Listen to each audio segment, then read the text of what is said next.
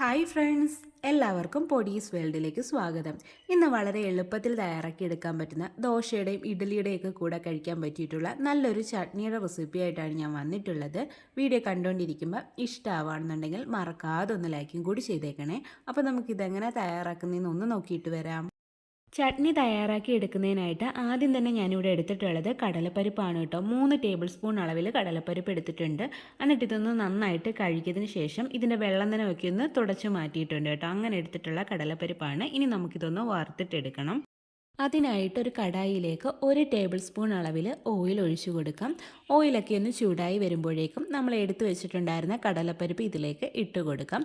എന്നിട്ട് നമുക്കിതൊന്ന് റോസ്റ്റ് ചെയ്തിട്ട് എടുക്കാം കേട്ടോ. ഒരു മീഡിയം ഫ്ലെയിമിൽ വെച്ചിട്ട് വറുത്തെടുത്താൽ മതിയാവും. ഇതൊന്ന് ക്രിസ്പി ആയിട്ട് വരും. അതുപോലെ തന്നെ ഇതിൻ്റെ കളറൊക്കെ ഒന്ന് ചേഞ്ചായി വരും. അതുവരെ വേണം നമുക്കൊന്ന് വറുത്തിട്ടെടുക്കാൻ വേണ്ടിയിട്ട്. അപ്പോൾ ഇതാ നമ്മുടെ കടലപ്പരിപ്പൊക്കെ ഇവിടെ റെഡി ആയിട്ട് വന്നിട്ടുണ്ട്. കളറൊക്കെ ചേഞ്ച് ആയിട്ടുണ്ട്. നന്നായിട്ടൊന്ന് ക്രിസ്പി ആയിട്ടും വന്നിട്ടുണ്ട്. ഈ സമയത്ത് നമുക്കിതൊന്ന് എടുത്ത് മാറ്റി വെക്കാം കേട്ടോ. അടുത്തതായിട്ട് നമുക്ക് ഇതേ കടായിയിലേക്ക് തന്നെ ഒരു 5 മുളക് ചേർത്ത് കൊടുക്കാം. നമ്മളുടെ എരിവിനനുസരിച്ചിട്ട് മുളകിൻ്റെ എണ്ണം തീരുമാനിക്കുക കേട്ടോ. ഈ ഒരു കടായിൽ കുറച്ച് ഓയിൽ കൂടി ഉണ്ട് കേട്ടോ. അതിലേക്കാണ് ഇട്ട് കൊടുത്തിട്ടുള്ളത്. പിന്നീട് ഞാനിവിടെ ഒരു 5 ചെറിയുള്ളി എടുത്തിട്ടുണ്ട്. അതുപോലെ തന്നെ 3 വെളുത്തുള്ളിയും കൂടി എടുത്തിട്ടുണ്ട് കേട്ടോ.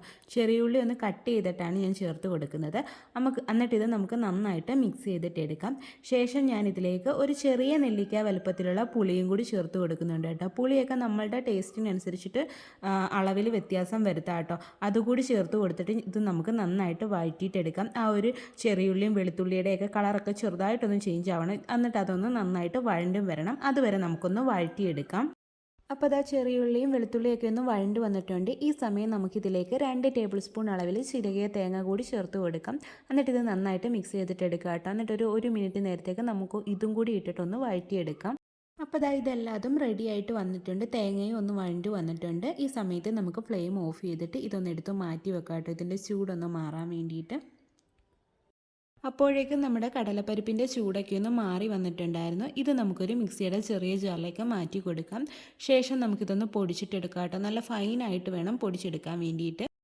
അപ്പോൾ ഇതാ കടലപ്പരിപ്പ് ഞാൻ പൊടിച്ചെടുത്തിട്ട് കൊണ്ടുവന്നിട്ടുണ്ട്. ഇനി നമുക്കിതിലേക്ക് നമ്മൾ നേരത്തെ വഴറ്റി വെച്ചിട്ടുണ്ടായിരുന്ന ബാക്കി ചേരുവകളെല്ലാം ഇതിലേക്ക് ചേർത്ത് കൊടുക്കാം. ശേഷം നമുക്കിതിലേക്ക് ആവശ്യമായിട്ടുള്ള ഉപ്പ് കൂടി ചേർത്ത് കൊടുത്തിട്ട് ഇതൊന്ന് അരച്ചെടുത്തിട്ട് വരാം. ഇപ്പോൾ നമ്മളിതിലേക്ക് വെള്ളം ഒഴിച്ചു കൊടുക്കണ്ട കേട്ടോ. അപ്പോൾ അത് ഞാൻ അരച്ചെടുത്തിട്ട് വന്നിട്ടുണ്ട്. ഇനി നമുക്കിതിലേക്ക് ആവശ്യത്തിന് വെള്ളം ഒഴിച്ചിട്ട് ഇത് നന്നായിട്ട് അങ്ങ് അരച്ചിട്ട് എടുക്കുക കേട്ടോ. വെള്ളത്തിൻ്റെ അളവ് ഞാൻ പറയുന്നില്ല. നിങ്ങൾക്ക് എത്രത്തോളം തിക്നെസ് വേണോ അതനുസരിച്ചിട്ട് വെള്ളം ഒഴിച്ചു കൊടുക്കുക കേട്ടോ.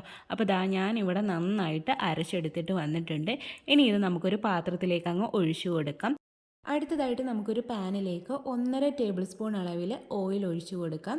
ഓയിലൊന്ന് ചൂടായി വരുമ്പോഴേക്കും ഇതിലേക്ക് ഒരു 1/2 ടീസ്പൂൺ അളവിൽ കടുക് ചേർത്ത് കൊടുക്കാം. കടുകൊക്കെ ഒന്ന് പൊട്ടി വരുമ്പോഴേക്കും ഇനി ഇതിലേക്ക് ഒരു 1/4 ടീസ്പൂൺ അളവിൽ ഉഴുന്ന് ചേർത്ത് കൊടുക്കാം. ഉഴുന്നിൻ്റെയും കളറൊക്കെ ഒന്ന് ചേഞ്ചായി വരുമ്പോഴേക്കും നമുക്കിനി ഇതിലേക്ക് 2 ഉണക്കമുളക് ചേർത്ത് കൊടുക്കാം കേട്ടോ. അതിനുശേഷം കുറച്ച് കറിവേപ്പില കൂടി ചേർത്ത് കൊടുക്കാം. എന്നിട്ട് ഇത് നന്നായിട്ട് മിക്സ് ചെയ്തിട്ട് കൊടുക്കാം. ഇതിൻ്റെ കളറൊക്കെ ഒന്ന് ചേഞ്ചായി വരുമ്പോഴേക്കും ഫ്ലെയിം ഓഫ് ചെയ്ത് കൊടുക്കാം. ശേഷം നമുക്കിതിലേക്ക് ഒരു 1/4 ടീസ്പൂൺ അളവിൽ കായപ്പൊടി കൂടി ചേർത്ത് കൊടുക്കാം. എന്നിട്ട് ഇത് നന്നായിട്ട് മിക്സ് ചെയ്തിട്ട് എടുക്കാം. ശേഷം നമുക്ക് ഈ ഒരു താളിപ്പ് നമ്മൾ റെഡിയാക്കി വെച്ചിട്ടുണ്ടായിരുന്ന ആ ഒരു ചട്നിയിലേക്ക് ഒഴിച്ചു കൊടുക്കാം.